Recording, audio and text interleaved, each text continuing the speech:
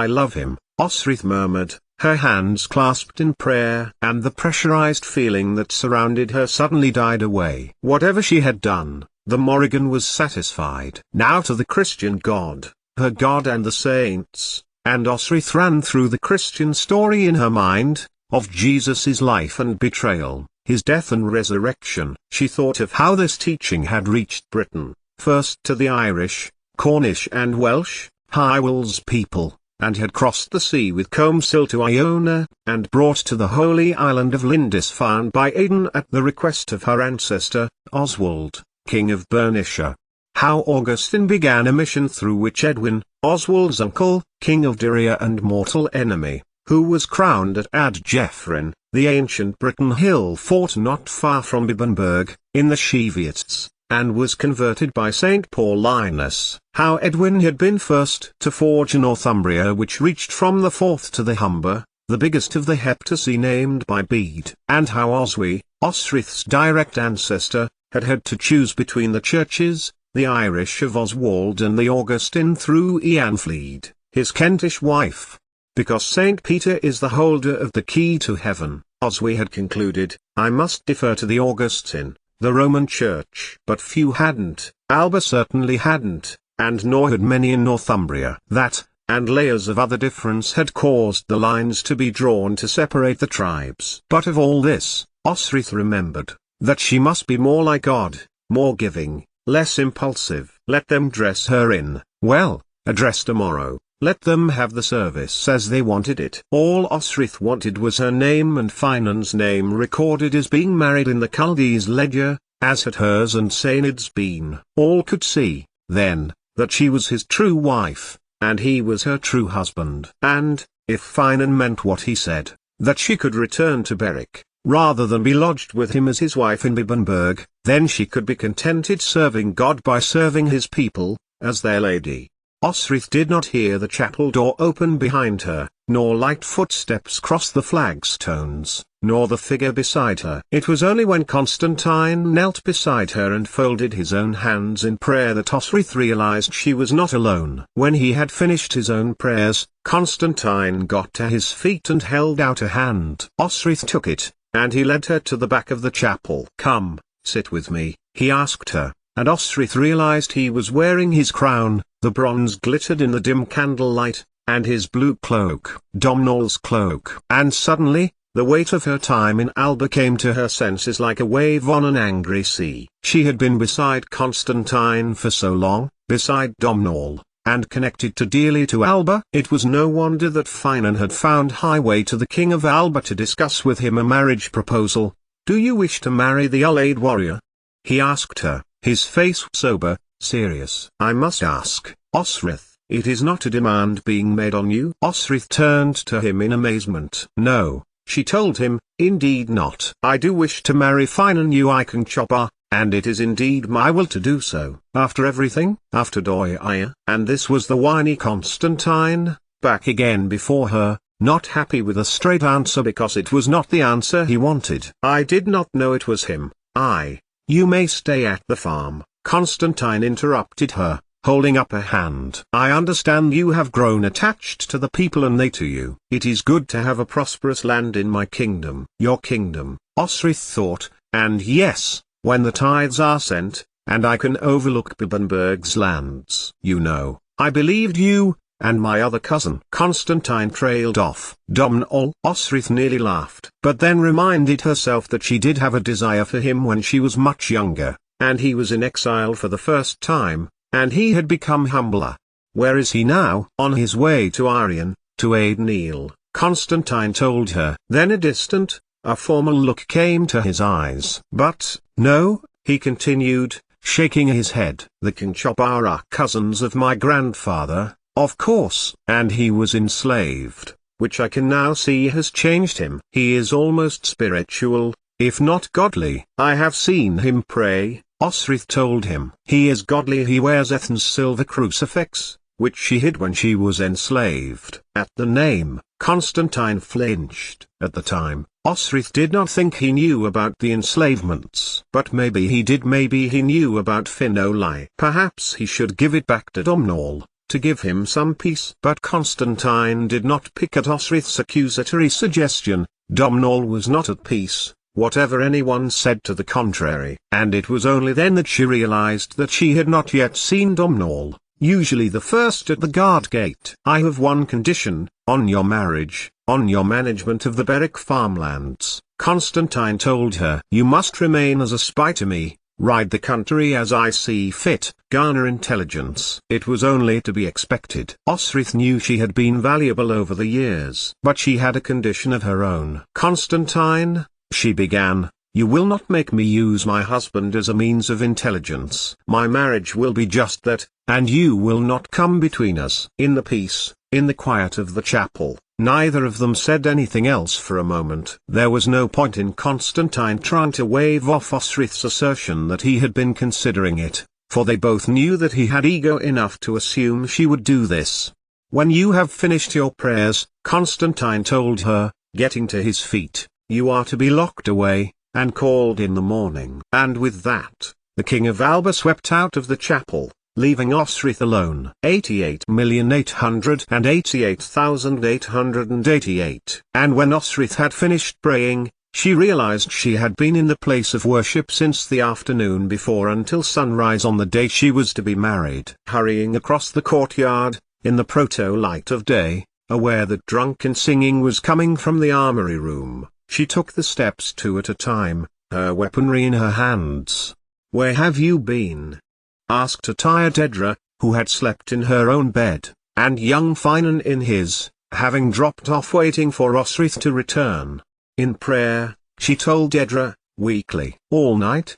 the young woman asked. "Never mind now, Elasade has made you a dress." Her tone suggested she was waiting for Osrith to express her gratitude. "And some water," she added. "I am grateful," Osrith told her, looking at the undyed cloth that had been used to make it. No embroidery, no fanciness. It was perfect, and Osrith knew she would be able to strap on buoy and tagged Sikhs, and Herstjan. "I thought you might have gone back to Berwick, and changed your mind." Edra's tone sounded a little hopeful. "No," Osrith told her, then yawned. "Sleep," Edra encouraged, taking on the mothering role, and fussing Osrith as if she were the errant child staying out all night. "We will leave you now. Athair will come for you and take you to your marriage," she told Osrith, matter-of-factly. "Where are we going?"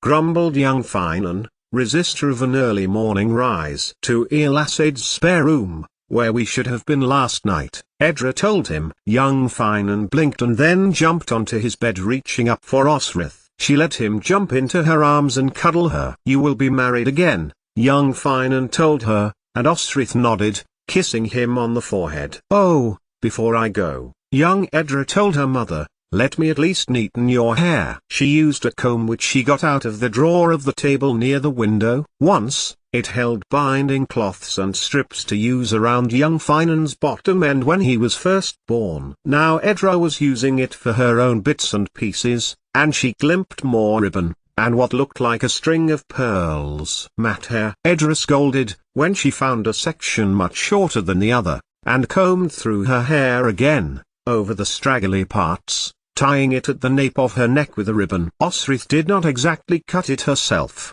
but did lop bits off when Throi were in the way, especially in battle. And then, when door was closed, and she heard the key turn in the lock, Osrith lay down on the bed and closed her eyes. 88,888,888. Constantine dismissed Dubkin and Selark, who had volunteered to guard Osrith for the night, when he had got to the top of the stone steps and relieved his son of the key. When he knew they were at the bottom of the tower, the King of Alba unlocked the door and entered. How long had he come here? How many times? When she was locked away in confinement after the birth of their son, nothing anyone could say would make him admit it in his own mind that young Finan was his own, and he had climbed the outside of the tower to see her. She was asleep now, dressed in the garment Elasade had made for her, and Constantine stood at her bedside, looking over her body as it moved gently as she breathed. He loved the shape of her, how she had developed from a body that was straight up and down, to curves at the hips, and of course, big at tits. He liked finding out the responses he got when holding her breasts, especially her nipples, which caused her to writhe on top of him, bringing him on. But that was nothing to when he had discovered the bumps in her cunt, and how to rub them. That was what he used when he wanted to get her quickly in the mood. Rarely, Osrith would resist, but he had grown much stronger than her, and she never resisted long. He would think about her body later, Constantine thought, and the pleasures he had had from it when he had taken her. But he had had her, he thought, bitterly, the allayed bastard she had discovered at the side of her brother. Constantine had nodded to the allayed bastard that evening, and let Angus slip out that Osrith had spent the night praying in the chapel. Osrith was not, as a rule, religious, so it might well have got him worried. But he seemed none the worse for a drinking session organized by Eswi at the alehouse where Constantine knew that Osrith had gone when she had married Sainid. He had seen the man, in clean breeches, shirt and jacket, even new boots. However had Eswi managed it? Yet, it was for Osrith, and if she needed him so she could stay at Berwick, then it would have to do. He could always have him run through, or his throat cut in his sleep if he got too angry about the thought of his cock inside her. Constantine nudged her awake. Your intended is waiting for you, he told her, and waited for Osrith to get to her feet, wash her hands and face, and then fasten her ironwear around herself. A true warrior lady. I call the Lady Osrith to her wedding, Constantine called, from out of the window. From the courtyard, a cheer went up, and he led the way out of the tower and down, becoming the beginning of the procession that was filled by the castle's occupants, following them to the chapel. At the altar, Finan stood, and beside him, Eswi. He was dressed in a clean set of warrior clothes which Eswi had, no doubt, found for him. But Osrith did not care about that at all. Never in her mind, after everything they had been through, did she ever believe she and Finan would marry. Even if they had, and Osrith had accepted a position in Utad's household, as all wives did, it would be impossible. The animosity between her and her brother. I bind your hands as a sign of your union, the priest told them, first in Gaelish and then in English. And that was all that Osrith remembered, until she was sitting beside Finan in the hall, and music was beginning on the pipes, and people were dancing, and singing. Then, they left, and returned to Osrith's room, being first greeted by Edra and young Finan, who kissed his mother copiously, but withdrew from Finan, only to bow his head to his father after urges from both Osrith and Edra. Osrith took the key, for she had extracted a promise from Eswi, lubricated with a bag of silver for the warriors to continue their celebrations with him at the alehouse, that there would be no bedding ceremony. When at last they were together, Osrith sat on the side of the bed, Finan next to her. Sometimes, just thinking about the day you and would marry, would get me through a bad day, he told Osrith. And then they waited no longer. Finan of the Ullaid, and Osrith, once Lackland, were married. 88,888,888. Below, in the courtyard, a man was admitted in through the gates. He saw the merriment, and the warriors in full intoxication, and his king outside, standing on the cobbles, looking up at the tower. He turned to look at the man. It was Domhnall. I could not get past the rocks at Forteriu, he told Constantine. After sending half his ships back with the wounded, Domhnall had taken the other half of the Alba Navy to respond to the call for aid that Don Shada Macflan had made in a letter to Constantine. Norse pirates. It was as if it were planned, and we were being ambushed. Domhnall hung his head a little, and then looked at the hall. What's this?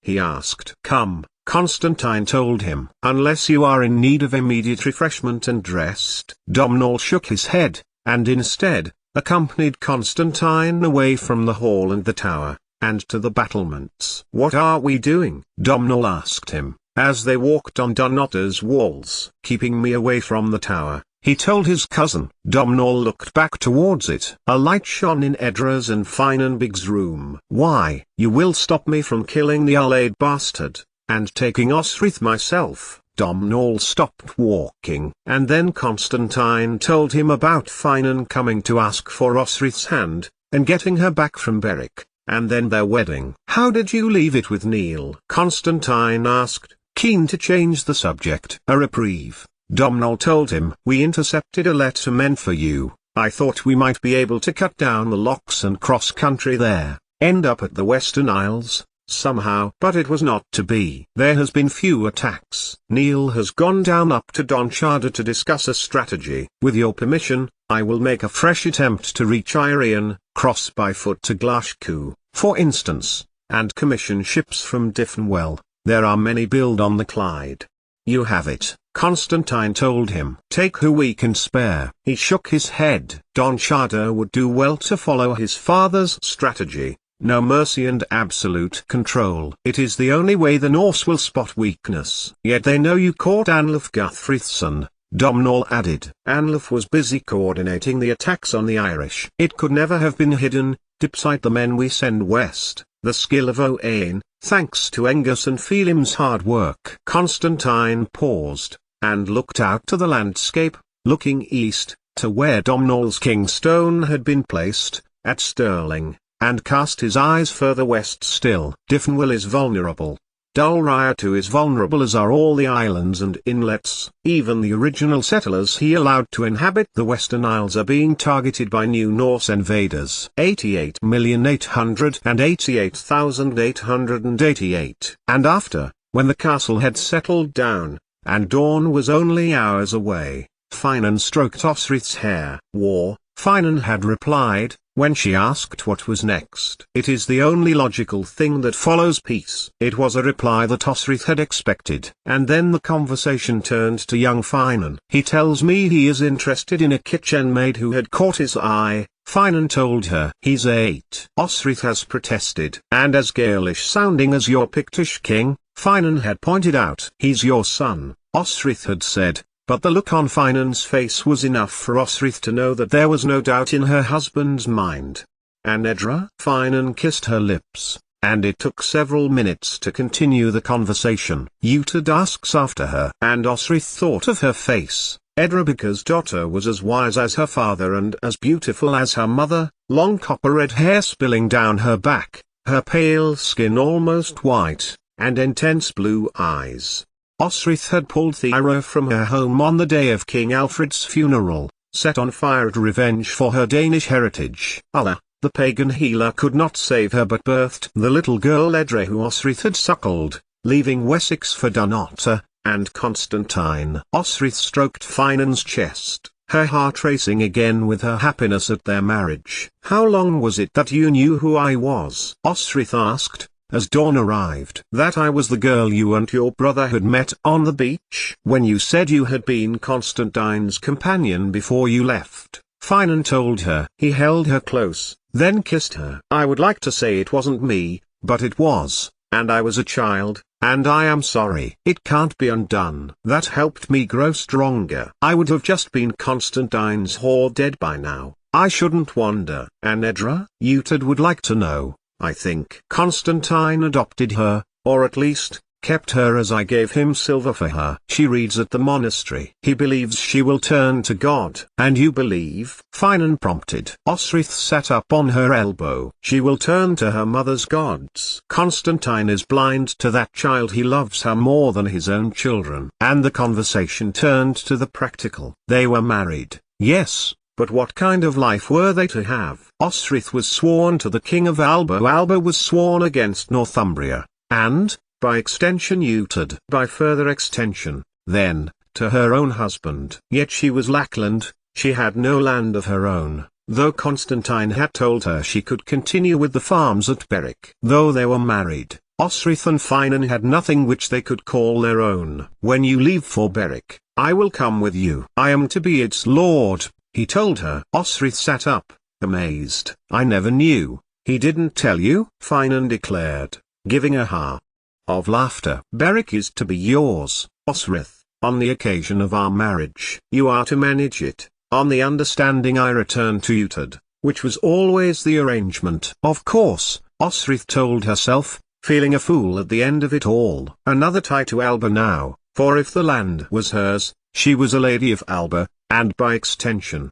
Finan was a lord, a Morma. He could, technically, be called to fight for Constantine. "You are laughing. What's funny?" Finan asked. "You are a Morma of Alba," Osrith told him, and waited for the implication to dawn. "That bastard!" Finan exclaimed, but then laughed, and pulled Osrith close. "But, if I am not in Alba, he cannot call me, nor if I am fulfilling my prior oath, to the Lord Utad, in Bibbenberg, which is very clearly in." Finan broke off. "Oh dear," he concluded, shaking his head. "Oh dear, oh dear, oh dear." He glanced to the window and then back to Osrith, shaking his head. What? Osrith knew what, but she wanted Finan to say it anyway. A gust of wind blew past the tower. "Utad is not going to like this one bit, after giving consent to marry you in the first place." Now, it was Osrith's turn to be shocked. "What?" Finan turned to look at her soon-to-be outraged face. "When I sought the king's permission to marry you, he said it was not a matter for him, and had I sought consent from your brother." "Consent? From Utad? As your liege lord,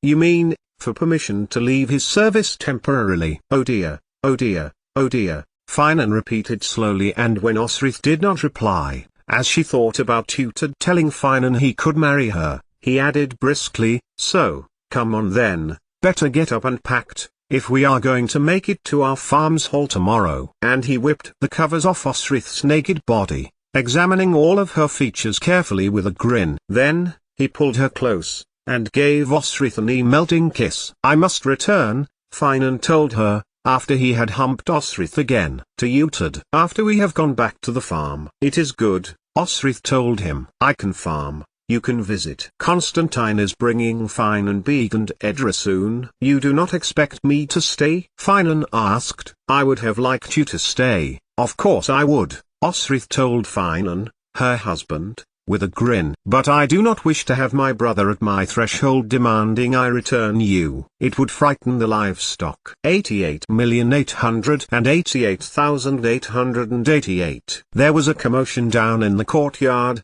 when Finan and Osrith put in an appearance. Two riders seemed to be vying with one another to see the king. From what Osrith could see, Constantine was nowhere in sight. Neither were any Mormers, save Finan, and he would not know where the king was. "I have come for the king," one rider, drenched in sweat, told the growing crowd. "King Diffenwell instructed me to put this into the king's hand myself, and I have been sailing for a week."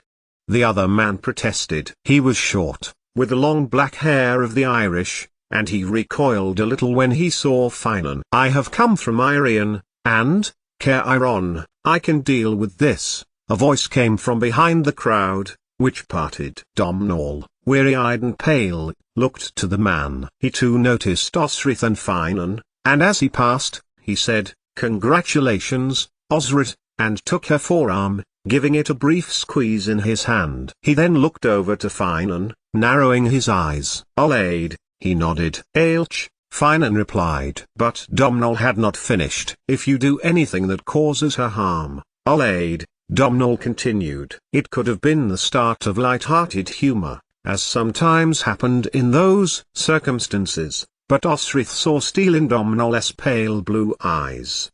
"She will not be far away, she will be in Berwick," Finan told him. "Which is very close to Bibbenberg," Domhnall pointed out, his voice still low, but still threatening. "Then, I will give your brother Will something to fear." "Oh no," thought Osrith. "There's going to be swords drawn at this rate." But the call for their admiral got Domhnall's attention, and he moved to Erin and put an arm around his shoulder and moving him away towards the hall.